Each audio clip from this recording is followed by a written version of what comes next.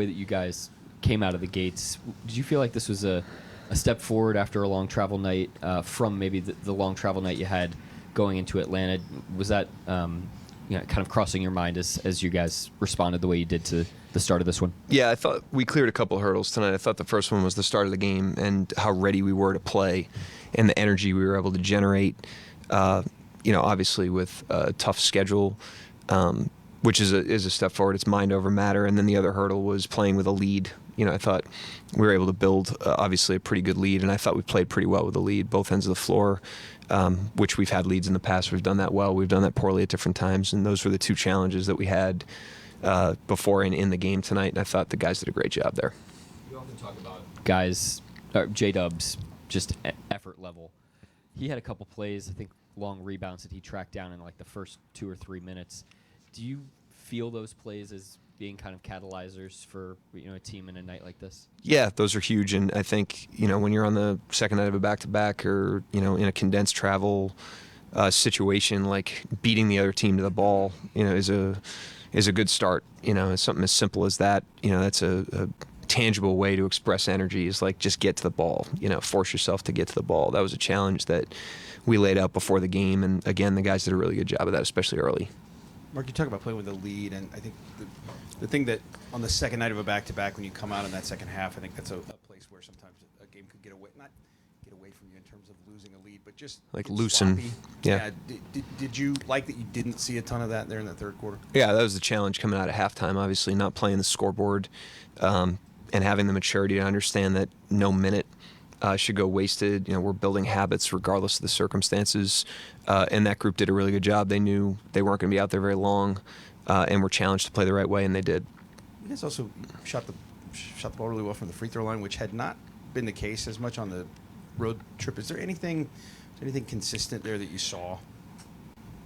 Like free throw shooting? Yeah, like when you guys were struggling there on the road? I have no idea. I don't know. I mean, just presence. I don't coach that. So, among a lot of other things, I don't coach, like basketball. Andrew Schleck with The Athletic. You've now coached the team with the largest margin of defeat in Thunder history and the largest margin of victory. Can you tell me what the journey has been from there to here for you? That was an important game for us. So I thought we learned a lot of lessons in that game. You learn that it's one game. It's a true 0-0 thing when you come out of that thing. You learn that the sun comes up the next day. You have practice the next day. I think in competition's hard, and fear is something that is an emotion that you feel in competition, and that's like your worst nightmare, that game. But the image of it, or the fear of it, is worse than the reality of it. The reality of it is you lose the game, you taste your own blood, and then you wake up the next day and you're 0-0. You got practice, you got another game coming. So we learned a lot from that. I thought it built some good fortitude in the team and some good scars, to the point where now it's kind of a badge of honor. We don't talk about it. But I mean, we endured obviously a lot of struggle, and that brings integrity to future experiences. And we're probably better, not only with that game, but we're probably better because of the struggles we've endured. And we'll endure more struggles, and we'll be better because of those if we handle them the same way. What else we got? Michael and then Cliff over there. Dino in the back after that. Following up on Andrew's question, mentioning that going from the largest margin of losing to biggest winning, was there any thought of chasing that record from you guys? That's our record. We weren't chasing that. Hey, Coach, which one of these impresses you most or means more to you, the 139 or the 77 allowed? I mean, there's always noise in the score of an individual game. There's shot making noise. I thought they missed shots early. I thought they missed shots in the third. They had some decent looks that they missed. They're in the midst of a road trip. We saw them in New York. We were staying at the same hotel. So I mean, they're on the road. They're down a couple guys. So it's hard to evaluate the 77. Just like, we played Washington the other night, and I thought we drummed up pretty good energy in that game, and they shot the hell out of the ball, and the defensive output on paper didn't look great, but I actually thought we turned a corner in terms of effort in that game. And so proud of the way that we handled the challenges tonight. Like I mentioned at the beginning, being ready to play, we cleared that hurdle. Playing with the lead, we cleared that one. What the score ends up being, is just one game. Mark, is this kind of a sign of this team? I mean, it was a night where, I think you had 40 assists again. It just seemed like the guys were trying to one-up each other with terrific assists. I thought some of the bounce passes were tremendous. Yeah, I think, if you look at some of the best assists that we have as a team, there's always like a setup pass, that it's an advanced pass or it's a ball reversal. That's an invisible pass. It doesn't count for an assist. It doesn't show up in a box score. But those are the passes we're most proud of because they're sacrificial in nature. You truly are playing the game and playing for the team when you make those plays. And the group's done a great job for a long stretch of time now of making those types of plays. We're not perfect on a given possession, but we've got kind of a contagiousness around that right now, and it's making us very difficult to guard. And I think the guys are gaining confidence and momentum from that offensively.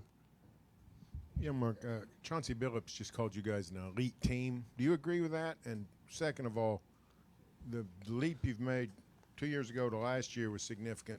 Now you're making a similar significant leap, which seems like a very difficult thing to do, to improve that much 2 straight years. How difficult is that, and did you see that coming? I have no expectations, so I didn't see it coming. I did not see it coming. I didn't have an expectation for it.